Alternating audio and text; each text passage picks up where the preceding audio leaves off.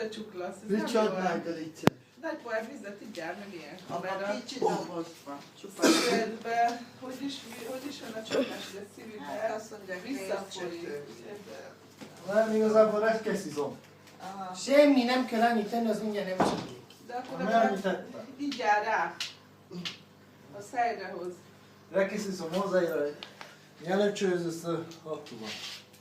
Nem hiszed, de azóta nincs gyomorfájásom, amióta állandóan vizet iszok. Hát persze. Hát segíti az A emésztést. napi 3 liter víz, Én az éjszaka is iszom. agyműködés. Ha úgy érzem, hogy fáj a gyomrom, fölkelök és iszok, és utána nem is fáj. Hát nekem az a bajom, hogy nem iszok elég. És nem teszem magad mellé első éjszaka. 3 litert, mert az agyműködés, vérkeringés, És a csuklás is elmondja. mindenre jó. Tehát aki rosszul van, azért adnak neki egy pohár vizet.